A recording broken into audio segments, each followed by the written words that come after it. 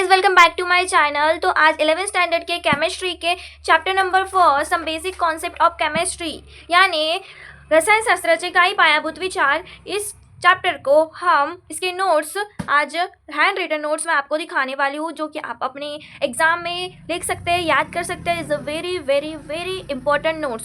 So start guys. तो अभी मैं स्टार्ट कर रही हूँ अपने यूनिट 1 के chapter number 4 some basic concept of chemistry के नोट्स। तो केमिस्ट्री की define is the very very very important, because हम केमिस्ट्री पढ़ रहे हैं तो हमें केमिस्ट्री की डेफिनेशन भी याद होनी चाहिए। तो केमिस्ट्री की डेफिनेशन क्या है? Chemistry is the define as the branch of science which deals with the study of combination composition structure and properties of matter and change with take place in the matter under different condition and law which govern this change। ये definition आज ही के लिए नहीं, आपको in future भी आप chemistry पढ़ रहे हैं तो हमें याद होनी चाहिए, क्योंकि आप केमिस्ट्री पढ़ रहे हैं तो आपको किसी ने पूछा केमिस्ट्री यानी क्या है, तो आपको पता होना चाहिए केमिस्ट्री यानी क्या है, इसीलिए। सो उसके बाद में मैटर का मतलब क्या होता है, मैटर यानी क्या है, ये बहुत इंपॉर्टेंट है, आप इसे लिखते जाइए। ओके, मैं आपको हर चीज़ नहीं समझा के दूंगी, जो मुझे इंपॉर्टेंट लगेगा वही समझा के दूंगी। तो उसमें से मैटर ही बहुत ज़्यादा इंपॉर्टेंट है, तो इसीलिए मैं मैटर का बताना चाहूँगी। कोई भी ऐसी चीज़ जो मास ऑक्यूपाई करती हो, जिसका मास हो और स्पेस ऑक्यूपाई करती हो, उसी को मैटर कहा जाता है। जैसे कि आप इस दुनिया में हैं, यानी आपका वेट भी है, यानी आप मास ऑक्यूपाई कर रहे हैं और आपने कुछ स्पेस भी ऑक्यूपाई किया हुआ है, मतलब आपका मास है और आपने कुछ स्पेस ली हुई है, यानी स्पेस पे आप जैसे कि बैठे होंगे, खड़े होंगे, पढ़ाई कर रहे होंगे, तो उतनी स्पेस आपने ऑक्यूपाई की है ना, इसीलिए आप एक मैटर हो। Chemistry is very very important और मैटर की डेफिनेशन इज़ वेरी इंपॉर्टेंट। ये इतना ज़्यादा इंपॉर्टेंट नहीं है। ओके, रुको एक मिनट। हाँ, और एक सेकेंड डेफिनेशन में बताना चाहूँगी केमिस्ट्री की।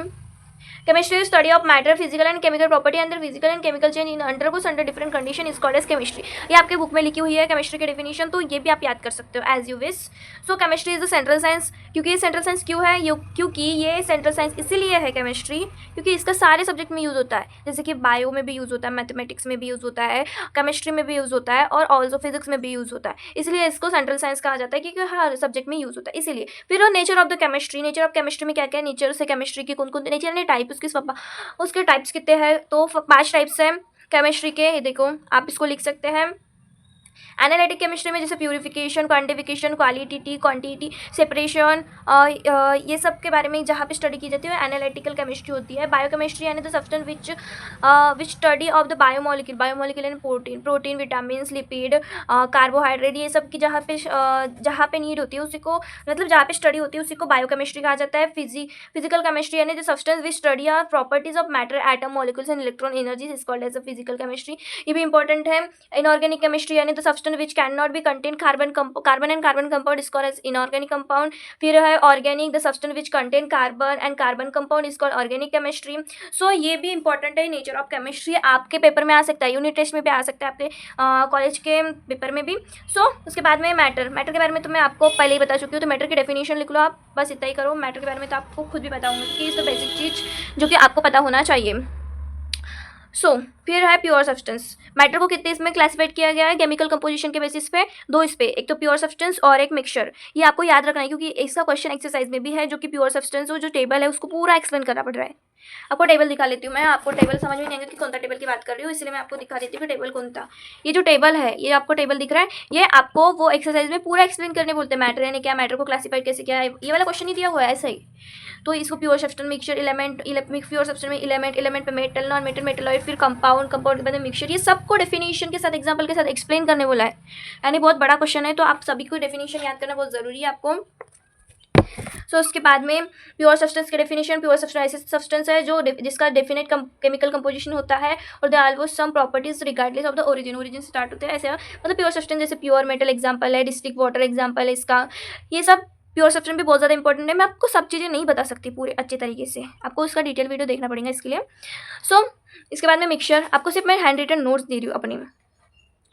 तो mixture have no definite chemical composition and hence not definite property and cannot be separate by physical method, और वो फिजिकल मेथड से सेपरेट नहीं होता, जिसको मिक्सचर कहा जाता है। और मिक्सचर एग्जांपल है पेंट, कॉन्क्रीट। और मिक्सचर क्लासिफाइड हुआ है होमोजीनियस मिक्सचर और हेट्रोजीनियस मिक्सचर। ये तो आप जानते होंगे होमोजीनियस मिक्सचर, हेट्रोजीनियस मिक्सचर के बारे में पहले भी आप पढ़ चुके हैं, 9th क्लास से पढ़ रहे हैं। सो आपको ये पता होना चाहिए। फिर उसके बाद में है एलिमेंट यानी प्योर सब्सटेंस को मेटल में, प्योर सब्सटेंस का टाइप है मेटल एंड कंपाउंड। मेटल में एलिमेंट एंड कंपाउंड, तो एलिमेंट को 3 इसमें डिवाइड किया है, मेटल, नॉन मेटल और मेटालाइट। तो इसमें प्योर सब्सटेंस के बाद एलिमेंट की डेफिनेशन एलिमेंट प्योर सब्सटेंस है, और कोई भी सिंपल सब्सटेंस से ऑर्डिनरी केमिकल चेंज, उसमें कोई चेंज नहीं होता। Okay, elements are further divided into 3 types, metal, non metal and metalloid. Okay, so compound, फिर इसका भी एक्सप्लेन करना है। ओके, एक्सप्लेन है उसके जो फीचर्स है मेटल, नॉन मेटल और मेटालॉइड के, वो भी आपको बताना है। ओके, सो कंपाउंड की डेफिनेशन भी बहुत ज़्यादा इंपॉर्टेंट है। कंपाउंड और एलिमेंट की डेफिनेशन आ सकती है 1 मार्क के लिए, और हमारा 1 मार्क भी बहुत ज़्यादा इंपॉर्टेंट होता है। कभी कभी हमें 1 मार्क का क्वेश्चन नहीं आ जाता और 4 मार्क का क्वेश्चन आ जाता है, इसलिए हमें छोटी छोटी बातों का ध्यान रखना चाहिए। ओके, सो उसके बाद में कंपाउंड भी प्योर सब्सटेंस है, लेकिन एलिमेंट का अपोजिट है, ये टूट जाता है सिंपल सब्सटेंस से, और एलिमेंट नहीं टूटता कोई भी सिंपल सब्सटेंस से। फिर उसमें मिक्सचर है further divided into homogeneous mixture और हेट्रोजीनियस मिक्सचर। तो solution of homogeneous mixture of the molecule of the solute and solvent are uniformly mix throughout the bulk is called as a homogeneous mixture. Homogeneous के mixture की definition याद कर लो और लिख भी लो, और हेट्रोजेनियस मिक्सचर की डेफिनेशन लिख लो। दिख रही है आपको हेट्रोजेनियस मिक्सचर की डेफिनेशन, आप अच्छे से लिख ही लो ताकि आपको पेपर में अच्छे से आप लिख सको। हैंडराइटिंग पे मत जाना क्योंकि बहुत फास्ट लिखा है। So properties of matter are the measurement, different kind of matter have characteristic property which can be classified into 2 categories, physical property and chemical property. Physical property और केमिकल प्रॉपर्टी में matter को classified किया हुआ है। Physical property यानी भी पूछा जा सकता है, फिजिकल प्रॉपर्टी यानी क्या होता है, तो फिजिकल प्रॉपर्टी यानी भी आपको याद करना पड़ेगा, और फिर केमिकल प्रॉपर्टी यानी भी याद करना पड़ेगा। ज़्यादा इंपॉर्टेंट नहीं है बट याद करना ज़रूरी है ना, हमें पता होना चाहिए। हम पेपर देने के लिए नहीं पढ़ना चाहिए, हमें आने के लिए पढ़ना चाहिए, यानी हमें आना चाहिए वो क्या है करके। ओके, सो आप समझिए, आप रटना छोड़िए और समझने पे कोशिश कीजिए। फिर उसके बाद में यूनिट की डेफिनेशन तो हमें केमिस्ट्री, फिजिक्स, बायोलॉजी सब में दिखेंगी, तो यूनिट यानी आपको याद करना ही पड़ेगा। और ये फंडामेंटल यूनिट भी आपको फिजिक्स, केमिस्ट्री दोनों इसमें देखने को मिलेगा, बायोलॉजी में तो आई थिंक नहीं है। Okay, physical quantities, name of units, fundamental quantities कितने हैं 7, ये आपको याद रखना पड़ेगा, बहुत ज़्यादा इंपॉर्टेंट है ये वाला जो क्वेश्चन है। इसके लिए जो इंपॉर्टेंट नहीं है केमिस्ट्री के लिए, फिजिक्स के लिए भी इंपॉर्टेंट है, इसलिए ये बहुत ज़्यादा बेसिक चीज़ है कि फिजिक्स के फर्स्ट चैप्टर में ये बताया हुआ है, फर्स्ट पेज में ही, कि फंडामेंटल क्वांटिटी कितने हैं। तो there are 7 types of fundamental quantity, length, mass, time, temperature, electric current, amount of substance and luminous intensity. उसके जो यूनिट्स है वो भी याद करो। ओके, सो उसके बाद में है फिजिकल प्रॉपर्टीज यानी फिजिकल प्रॉपर्टी ने किसके बेसिस पे फंडामेंटल क्वांटिटी को बना के फिजिकल क्वांटिटी कैसे बनाई हुई है और कितने टाइप के बनाई हुई है। तो मास, वेट, आपने मास और वेट का डिफरेंस बिटवीन आपने 10th क्लास में पढ़ चुके हैं, फर्स्ट चैप्टर में ही, पार्ट 1 के। ओके, तो mass is the measurement of the quantity of the matter the body contain, the mass of the body is not position of change. देखो, mass की मैं सिंपल डेफिनेशन बताऊँ तो the amount of matter present on any object is called as mass. और weight की मैं simple definition बताना चाहूँगी तो gravitational force present on any object is called as weight. लेकिन अभी हमारा सिलेबस चेंज हो गया है, हम बड़े हो गए हैं, तो हमें थोड़ी डिटेल में याद करना पड़ेगा डेफिनेशन, दैट्स ऑल। तो आप ये भी याद कर सकते हो, मैंने जो डेफिनेशन बताई तो वो भी याद कर सकते हैं एज यू विश। सो उसके बाद में चलते हैं हम लोग। ओके, देखो, हमें पढ़ाई तो करना ही होगा, पढ़ाई के बिना हमारा नो चांस है। हमारे पास हमारे पापा वगैरह की इतनी खासी ये नहीं है दुकान वगैरह जो कि हम उसको बिजनेस बना सके। ओके, हमें जो भी करना है हमारे फैमिली के लिए हमें ही करना पड़ेगा। तो हम अच्छे से पढ़ेंगे तभी तो अपने फैमिली के लिए कुछ कर पाएंगे ना, नहीं तो कैसे कर पाएंगे। ओके, सो हम चलते हैं फिर अभी लेंथ की तरफ।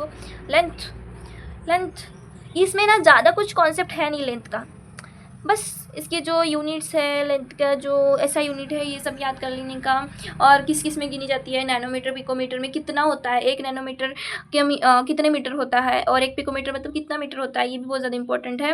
हाँ, इसमें ज़्यादा कुछ इंपॉर्टेंट नहीं है। वॉल्यूम की डेफिनेशन आ सकती है, the amount of space occupied by 3 dimensional object. ऐसा अमाउंट ऑफ स्पेस जो ऑक्यूपाई करता है 3 डायमेंशनल स्पेस।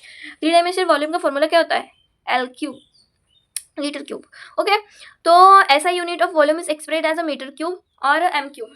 लीटर क्यूब भी बोल सकते हैं बट मीटर क्यूब। ओके, ये भी बहुत ज़्यादा इंपॉर्टेंट है, आप नोट्स लिख लो। ओके, अपने बुक में लिख लो, क्योंकि यार फ्रेंड्स हम एक ही क्लास में हैं, तो मुझे ये मेरे टीचर्स ने बताई। ओके, ये मैंने नहीं बताई वो नोट्स, ये मेरे कॉलेज वालों ने बताया है, इसलिए मैं आपके साथ शेयर कर रही हूँ बस। ओके, मैं भी आपके जैसे स्टूडेंट हूँ, इसलिए यार हम लोग पढ़ाई करना है, हमें इन्जॉय भी करना है 11th को।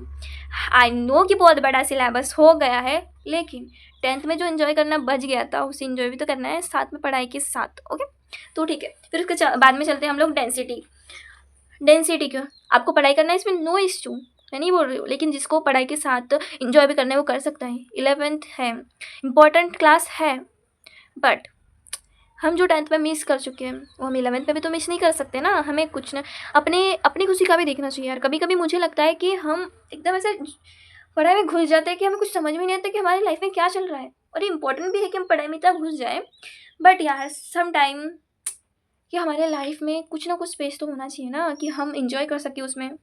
ओके, सो ठीक है, आप इंजॉय करो और पढ़ाई भी साथ में करो मेरे साथ, जैसे मैं करती हूँ। ओके, तो उसके बाद में डेंसिटी की डेफिनेशन भी आ सकती है। Density of the substance define as the mass per unit volume. देखो, आप इसका फॉर्मूला याद कर लोगे ना ये, तो आपको ये बराबर याद हो जाएगा। ओके, ये मेरी ट्रिक है याद करने की, जो कि आप भी इस्तेमाल कर सकते हैं। सो इसके बाद सीजीएस यूनिट भी याद कर लेना, ये और ये वाला ज़्यादा ईजी होगा। मुझे पता है कि आपके लिए ईजी क्या है और हार्ड क्या है, क्योंकि मैं भी एक स्टूडेंट हूँ आपके जैसी, इसीलिए। सो H2 पी लो, हम केमिस्ट्री पढ़ रहे हैं, H2 यानी वाटर पी लो, ये वाटर बहुत ज़रूरी है हमारे शरीर के लिए।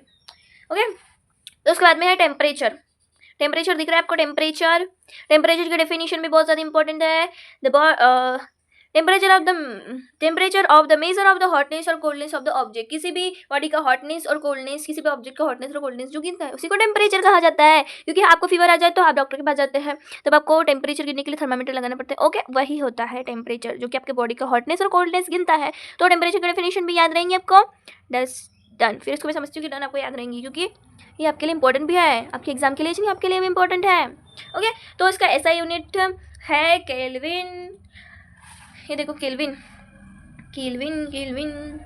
देखो टेम्परेचर को हमें 3 कैटेगरीज, मतलब 3 टाइप में 3 उसके यूनिट्स होते हैं 3, जैसे कि डिग्री फ़ारेनहाइट, डिग्री सेल्सियस और केल्विन। इसके न्यूमेरिकल्स भी है। एक मिनट, इसको आगे बढ़ने से पहले हम लोग उसका न्यूमेरिकल देख लेते हैं, वो भी बहुत ज़्यादा इंपॉर्टेंट है। वो भी क्वेश्चन देखो, मैं आपको बताती हूँ, उसका फॉर्मूला भी बहुत ज़्यादा इंपॉर्टेंट है। ये देखो, ये जो फॉर्मूला है बहुत ज़्यादा इंपॉर्टेंट है। ये 1 मार्क के लिए भी क्वेश्चन आ सकता है इसको कन्वर्ट करने में फ़ारेनहाइट में और केल्विन में, तो ये इंपॉर्टेंट है फॉर्मूला, आप याद कर लो।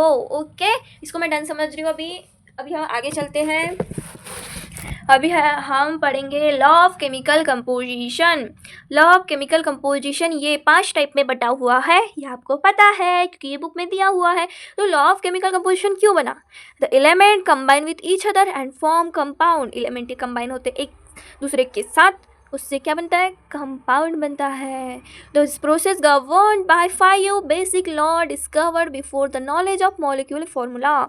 जब नॉलेज नहीं था मॉलिक्यूलर फार्मूला, उसके पहले ये 5 लॉज डिस्कवर्ड हुए थे। उसके बाद हम पढ़ते हैं फर्स्ट लॉ को, law of conservation of mass. So guys, law of conservation of mass जो है, ये मॉडर्न केमिस्ट्री के फादर कौन है बताओ जरा? एंटोनी लवाइजर यार, एंटोनी लवाइजर, इन्होंने बनाया था। कब? 1743 से 1794 के बीच में।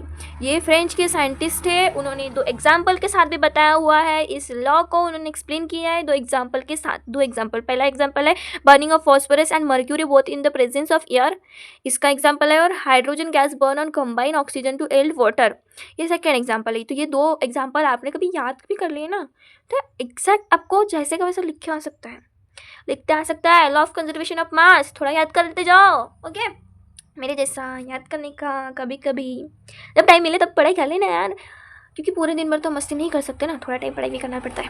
ओके, सो उसका जो law of conservation of mass है उसका एग्जाम्पल तो आप देख सकते हैं बुक में से, और इसका स्टेटमेंट है मास कैन नाइदर बी क्रिएटेड और नॉर बी डिस्ट्रॉय, यानी मास ये क्रिएट भी नहीं हो सकता, बन भी नहीं सकता और डिस्ट्रॉय भी नहीं हो सकता किसी भी चीज़ का।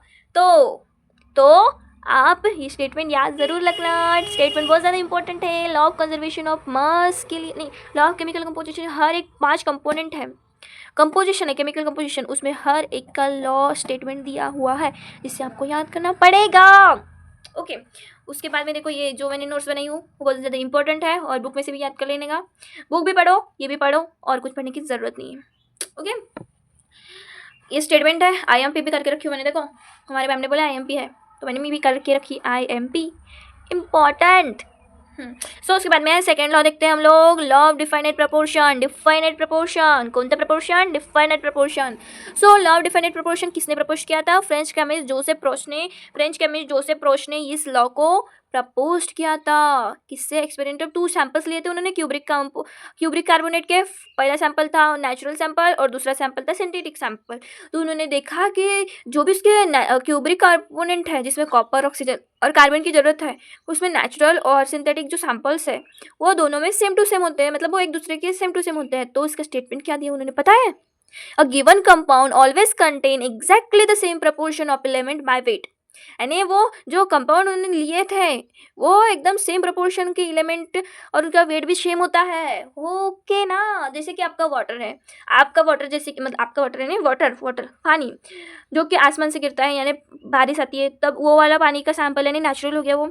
और जो हमने स्टोर करके रखे हैं तालाब का पानी है, जैसे कि ख़राब पानी भी ले लो आप, दोनों का सैंपल ये सिंथेटिक और नेचुरल सैंपल। या फिर मिनरल वाटर ले लो, उसको प्यूरीफाई करके मिनरल किया जाता है। डिस्टिल वाटर ले लो। और जो पानी ऊपर से आया मतलब बारिश आई वो का पानी, और जो आपका मिनरल वाटर है वहाँ का पानी, जिसका फॉर्मूला तो एक ही है ना, H2O, यानी उसके कंपोनेंट सेम होते हैं। इसी को बोला है लॉ ऑफ डिफाइनाइट प्रोपोर्शन। आपको समझ में आया एग्जाम्पल के साथ? ये एग्जाम्पल हमारे मैम ने दिए थे हमको, इसलिए मैंने आपको बताया। ओके, सो ये भी इम्पोर्टेंट लॉ है, ये भी इम्पोर्टेंट है। सो स्टेटमेंट भी आपको पता है, मैंने बता दी। उसका एग्जाम्पल तो ये क्यूब्रिक कार्बोनेट का है, जो कि आप याद कर लेने का। ये जो पैराग्राफ है, आपको लगता है कि इसका एग्जाम्पल आएगा, बड़े इसमें आएगा। हमारा जो यूनिट टेस्ट अभी टेस्ट हुई थी ना, तो उसमें आया था, तो आप लोग भी याद कर लो। हमारे टेस्ट में आया था, आपके टेस्ट में क्यों नहीं आ सकता? आपको किसने बोला नहीं आ सकता? आ सकता है, इसलिए याद करना ज़रूरी है। तो उसके बाद में देखते हैं हम लोग लॉ ऑफ मल्टीपल प्रपोर्शन। थोड़ा मस्ती टाइप में पढ़ा रही हूँ मैं, पढ़ा नहीं रही, आपको बता रही हूँ मैं बस। देखो मैंने लिखी, आपको बताइए, आपका काम ईजी हो गया ना? हो गया, फिर क्या है। तो एज अ फ्रेंड मैं आपको बता सकती हूँ ना। ओके, आप सिर्फ सब्सक्राइब कर लो, कमेंट करो अच्छे से, लाइक करो, बस आप भी मेरे फ्रेंड्स बन जाओगे फिर। ओके, उसके बाद में हम पढ़ते हैं law of multiple proportion. This law proposed by John Dalton in 1803। Okay, ये लॉ का मतलब थोड़ा हार्ड है। ओके, ये लॉ तो इसको अच्छे से याद करके जाना, और इसके साइंटिस्ट का नाम करके जाना, उसके 2 एग्जाम्पल, एक ही एग्जाम्पल करके जाना है, हाइड्रोजन ऑक्सीजन वाटर वाला। ये ना हाइड्रोजन वाला एग्जाम्पल सबसे ज़्यादा यूज़ हुआ है इस चैप्टर में, तो आप हाइड्रोजन वाला हर कॉन्सेप्ट देख के जाना, हर कॉन्सेप्ट में क्या यूज़ हुआ है बस। फिर आपको तो पता है हाइड्रोजन का वो जो एग्जाम्पल है वो आप ऐसे ही लिख सकते हो बिना पढ़े, बस किसमें क्या हुआ है वो बताइए। इसका स्टेटमेंट बताती हूँ मैं, लॉ ऑफ मल्टीपल प्रोपोर्शन का। When 2 element A and B form more than one compound, the mass of element B that combine with a given mass of A always in the ratio of small whole number। जो 2 element आते हैं वो form कर सकते हैं एक से ज़्यादा कंपाउंड A और B। जो B का मास है वो A का मास पहले का जितने का उतना रहेगा, लेकिन B का मास सेकेंड वाले इक्वेशन में बदल जाएगा, ऐसे ही बोल रहा है वो। और जो A का मास था वो पहले जैसा था, तो इसीलिए वो हमेशा स्मॉल होल नंबर में ही आएगा, ऐसा बोल रहा है। बस इतना हार्ड नहीं है, बस समझ जाए बस। तो ये स्टेटमेंट भी आप लिख लो अच्छे से, राइटिंग पे मत जाना बोली थी मैंने, क्योंकि बहुत फास्ट लिखी हूँ मैंने, और मेरी राइटिंग हर एक इसमें चेंज होती है, इसलिए मैं अपनी राइटिंग का खुद भी भरोसा नहीं कर सकती कि कैसे निकलेंगे किस टाइम पे, तब भी मत भरोसा करना। ओके, फिर उसके बाद में हम देखते हैं गेल-ल्यूजक लॉ ऑफ गैसियस वॉल्यूम, चौथा वाला लॉ। सो ये लॉ किसने बनाया था? साइंटिस्ट का नाम क्या है? गेल-ल्यूजक। और कब बनाया था? 1808 में। और लॉ ऑफ मल्टीपल प्रोपोर्शन को कब बनाया था? बीच पढ़े बताओ। 1803 में बनाया था। किसने बनाया था? जॉन डाल्टन ने बनाया था। और गेल-ल्यूजक लॉ ऑफ गैसियस वॉल्यूम, गेल-ल्यूजक किस साइंटिस्ट ने बनाया था? इसके नाम में उसके साइंटिस्ट का नाम छुपा हुआ है, तो देखो अच्छे से। सो इसका स्टेटमेंट ऐसा है, गैस से कंबाइन होते हैं, प्रोड्यूस होते हैं इन द केमिकल रिएक्शन में, और वो सिंपल रेशो बनाते हैं, दे डू सो, मैंने बहुत कुछ बनाते हैं, यानी सिंपल रेशो बनाते हैं by volume provided all gases होते हैं जो सेम टेम्परेचर और वॉल्यूम होते हैं। इसका इलस्ट्रेशन है, 2 इलस्ट्रेशन है वो भी याद कर लेने का। और इसका मतलब ये होता है कि गैस, जैसे कि हमारा 2 + 2 4 होता है, लेकिन गैस में ऐसा नहीं होता, वो कंटेन कर सकते हैं। जैसे कि 50 ml गैस है और 100 ml गैस है, तो उसका जो रिजल्टेंट 50 + 100 कितना होगा? 150, लेकिन उसका प्रोडक्ट कितना? 100 ही आएगा, ऐसा बोलना चाहता है वो। ओके, उसके बाद में हमारा सबसे लास्ट लॉ, अवोगाड्रोस लॉ, एक्सरसाइज में भी है ये लॉ, ये सब लॉ है, ये ज़्यादा इम्पोर्टेंट है, लेकिन सबसे ज़्यादा इम्पोर्टेंट ये है। तो ये लॉ आप याद करके ज़रूर जाइएगा। ओके, सो इस लॉ में हमें ये बताया गया है कि जब भी हमें मॉलिक्यूल कंटेन करना है तो उसमें इक्वल नंबर ऑफ वॉल्यूम के गैसेस लेना, उसमें सेम टेम्परेचर और प्रेशर लेना, तो वो इक्वल नंबर ऑफ मॉलिक्यूल तैयार करते हैं। जैसे कि इसमें भी हाइड्रोजन का ही एग्जांपल यूज़ हुआ है। Hydrogen plus oxygen is equals to water. हमने 100 ml का हाइड्रोजन लिए, 50 ml का ऑक्सीजन लिए, 100 ml का फिर वाटर हमें 100 ml का मिलेगा क्योंकि ये गैसियस है, इसलिए 2 वोल्ट 1 वोल्ट 2:1:2 ऐसे रेशो आएगा। यही इसी को ही बोलते हैं अवोगाड्रोस लॉ का एग्जाम्पल, और इसी को स्टेटमेंट दिखा ही हुई हूँ यहाँ पे। दिख रहा है स्टेटमेंट? लिखो चुपचाप, चलो लिखो। सॉरी। ओके, थोड़ा अपने मैं जो बता रही हूँ आपको ध्यान में आ रहा है, पढ़ो। उसके बाद में हम चलते हैं डाल्टन्स एटॉमिक थ्योरी। इसके फीचर्स आ सकते हैं। तो आपको इसके फीचर्स जो कि है पूरे 4 वो याद करना है। ये लिख लो आप फीचर्स, ये देखो इजी है फीचर्स, ज़्यादा हार्ड नहीं है, आप याद कर सकते हैं। ऑल द बेस्ट, याद करो और पेपर में अच्छे से मार्क्स लाओ। यार 10th कैसा भी गया हो, किसी का भी कैसा भी गया हो, हर किसी का अच्छा जाएगा ऐसा ज़रूरी नहीं होता, लेकिन हमारा 11th में बेकार जाए ये तो ज़रूरी है ना। 11th इसलिए बेकार नहीं जाना चाहिए।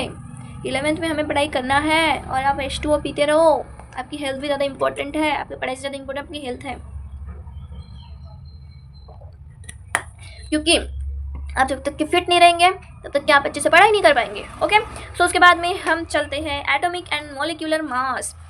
एटॉमिक मास आपको पता है, मॉलिक्यूलर मास भी पता है, बस उसके स्टेटमेंट्स हैं 1 AU क्या होता है, ये सब है, और जो इसको हम अगले लेक्चर में पढ़ेंगे। ओके गाइस, तो हम यहाँ पे ही क्लोज करते हैं। अगले लेक्चर में मैं इसके एग्जांपल्स भी बताऊंगी और इसका क्या करना है, कैसे सॉल्व करना है ये भी बताऊंगी। तो इसकी नोट्स भी मैं अगले लेक्चर में बताऊंगी। तो आज के लिए इतना ही, टाटा बाय बाय।